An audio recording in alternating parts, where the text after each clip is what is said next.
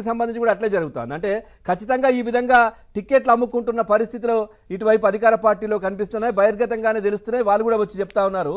మీ party నాయకుని, మీ party అధినేత పైన కూడా కొంచెం తిట్ల దండకాన్ని ఊపందించాలి, లేదంటే మీకు టికెట్లు ఇవ్వమన్నట్టుగా కూడా అటువైపు తెలుస్తూ ఉంది. కానీ మీ పార్టీలో అట్లాంటి సంప్రదాయం కనిపించట్లేదు. మీ పార్టీలో మీలాంటి యువకులందరినీ కూడా మీ అధినేత ఎంకరేజ్ చేస్తూ ఉన్నారు. మీకు మంచి పొజిషన్లు ఈ విధంగా ఉన్న పరిస్థితి ఎట్లా చూస్తారు ఇదంతా? రాష్ట్ర రాజకీయాలకి ఇప్పటి వరకు ఇంతకు ముందంతా సార్ ఏ మంత్రి ఏం చేశాడు, ఏ మంత్రి ఏం మాట్లాడాడు, ఏ ముఖ్యమంత్రి ఎలాంటి విషయాలను రాష్ట్రానికి తీసుకొచ్చాడు శాశ్వతంగా పరిష్కారాలన్న దాని గురించే ఓటర్ ఆలోచించి ఆ దిశగా నెక్స్ట్ నాయకుడిగా ఎవరు కావాలని ఆలోచించే విధానం ఇదివరకు ఉండేది.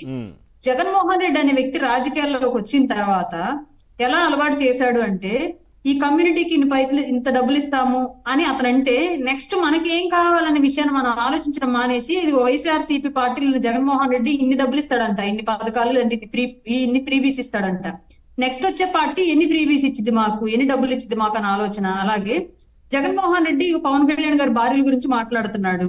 అలాగే మనం నెక్స్ట్ భార్యల గురించి దాని గురించి డిస్కషన్ చేయాలేమో అన్న టాపిక్. అలాగే సోషల్ మీడియా ఒకటి క్రియేట్ చేసి జగన్మోహన్ రెడ్డి జేబులో పెన్నిచ్చాడంట, జగన్మోహన్ రెడ్డికి దారిలో పోత క్యాన్వాయ్లో పోత చుట్టూ పరదాల మధ్యలో వెళ్తే దారిని ఎక్కడో ఒక ముసలాం కనిపిస్తే ఆమె కోసం కారు ఆపాడంట.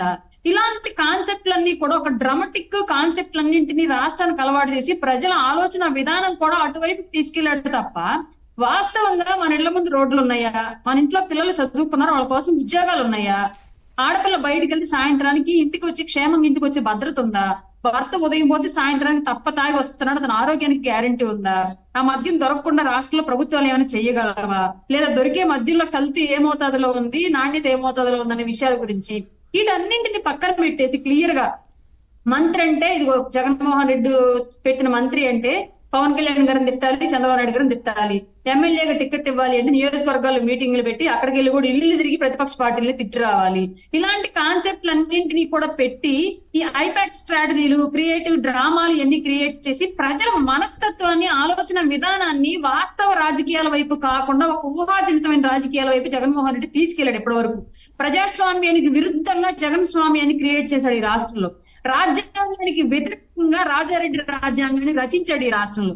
ఇట్లాంటి పరిస్థితులన్నింటి మధ్య ఇవాళైనా సరే ఓటరు ఈ 2024కి మేల్కొని ఇప్పుడు కూడా గతంలో ఐపాక్ స్ట్రాటజీ చేసిన సీరియల్స్, సినిమాల్లో, యూట్యూబ్ లో వచ్చి బిట్స్, షార్ట్స్ ఎలా నమ్మేసి ఓట్లేశారో ఇప్పుడు కూడా అదే పరిస్థితి కనుక ఉంటే, కేవలం ఈ ప్రచారాలు మాత్రమే చూసి వాస్తవాలను కనుక మర్చిపోతే ప్రజలు మళ్ళీ ఇంకొకసారి అగాధంలోకి వెళ్ళిపోతారంటే ఎలాంటి సందేహం లేదు. కాబట్టి ఇవాళ ఎవరికి వాళ్ళు కుటుంబంలో ప్రభుత్వం మనకి ఏం చేయాలి, ఏం చేసింది, మనకి ఏ అవసరాలు ఉన్నాయి, రాబోయే ప్రభుత్వం ఏమి ఇస్తానంటుంది, ఇలాంటి అన్ని అంశాల మీద దృష్టి పెట్టి ఎవరికి వాళ్ళు ఇండివిజువల్ గా ఆలోచించుకొని ఓటు వేయకపోతే మాత్రం కష్టం. డెఫినెట్ గా ఇది కూడా ఖచ్చితంగా ఆలోచన చేయాలి. ఎంపీ స్థానానికి 180 కోట్లు, ఎమ్మెల్యే స్థానానికి 40 కోట్లు డిపాజిట్ అంటే రేపు పొద్దున వాళ్ళ అధికారంలోకి ఒకవేళ ఆ క్యాండిడేట్ వస్తే కనుక మరి ఎట్లా ఉంటుంది పరిస్థితి? ప్రజలకు ఏం జరుగుతుంది న్యాయం?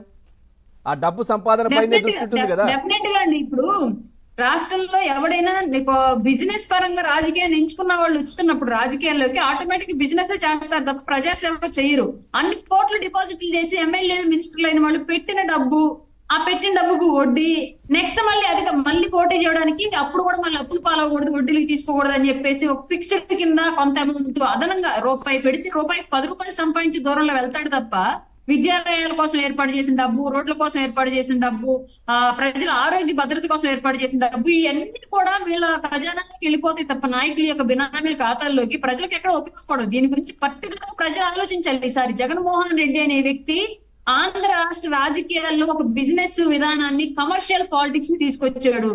ఇవాళ సామాన్యుడు ఎవడు రాజకీయాల్లో పోటీ చేసే పరిస్థితి లేదు. ఎందుకంటే వాళ్ళు 500 ఇస్తే నువ్వు 2000 ఇస్తే, నువ్వు 2000 ఇస్తే ఇంకొకటి 5000 ఇవ్వాలి. అట్లాంటి సిచ్యువేషన్ క్రియేట్ చేశాడు. వాళ్ళు అతని దగ్గర ఉన్న ధన ప్రవాహం, అవినీతి సంపాదన అంతా కుప్పలు తెప్పలుగా పేరుకుపోయి ఉంది కాబట్టి దాన్ని తీసుకొచ్చి ఓట్లకి రాష్ట్రంలో పారించాడు మొత్తం ధనాన్ని అంతా కూడా. రేపు 24 కూడా కాస్ట్లీయెస్ట్ బడ్జెట్ జరగాల్సిన పరిస్థితి రాష్ట్రం దుస్థితి పట్టించాడు వాళ్ళు జగన్మోహన్ రెడ్డి. సామాన్యుడు ఎక్కడ రాజకీయాల్లో ఉంటాడు, ప్రజల సేవ కోసం ఎక్కడ రాజకీయాల్లోకి వస్తాడు? అట్లాంటి సిచ్యువేషన్ వాళ్ళు లేదు కదా. సామాన్యుడు రావాలన్నా, ప్రజల కోసం వచ్చిన నాయకుడు పని చేయాలి అన్నా, నిజంగా రాజకీయాల్లో ఉన్న వ్యక్తి ప్రజల కోసమే ఆలోచించాలి అన్న జగన్మోహన్ రెడ్డి అనే వ్యక్తి, వైఎస్ఆర్సీపీ పార్టీ అనే పార్టీ ఆంధ్ర రాష్ట్ర రాజకీయాల నుంచి టెర్మినేట్ అయిపోవాలి. అప్పుడు కానీ పాలిటిక్స్ ఫేర్ గా జరగవు ఏపీలో. రైట్. అంకమ్రావు గారు ఏమండి, ఇక్కడ ఈరోజు ప్రజలు చాలా స్పష్టంగా ఉన్నారని చెప్పడానికి 2023 ఫిబ్రవరి వాళ్ళు ఇచ్చిన ఫలితాలండి.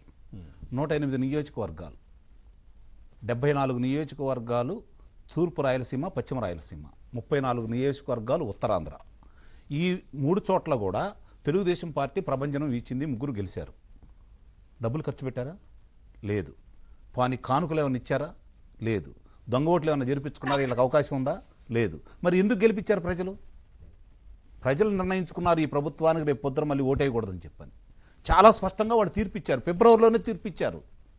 ప్రభుత్వాన్ని ఏర్పాటు చేశారు వాళ్ళు. ఇప్పుడు వాళ్ళు కోరుకుంటుంది ఏంటంటే వాళ్ళకి జరుగుతున్న ఇప్పుడు అంగన్వాడీ టీచర్లు ఉన్నారండి. ఈరోజు వాళ్ళు రోడ్డు ఎక్కారు. ఉద్యోగస్తులకి వాళ్ళ రోడ్లు ఎక్కుతున్నారు. ఆశా వర్కర్లు రోడ్డు ఎక్కుతున్నారు. మున్సిపల్ పారిశుద్ధ కార్మికులు రోడ్డు ఎక్కుతున్నారు. మహిళలను చూసుకుంటా ఉంటే ఈరోజు మద్యం వల్ల ఇబ్బందులు పడుతుంది మహిళలు.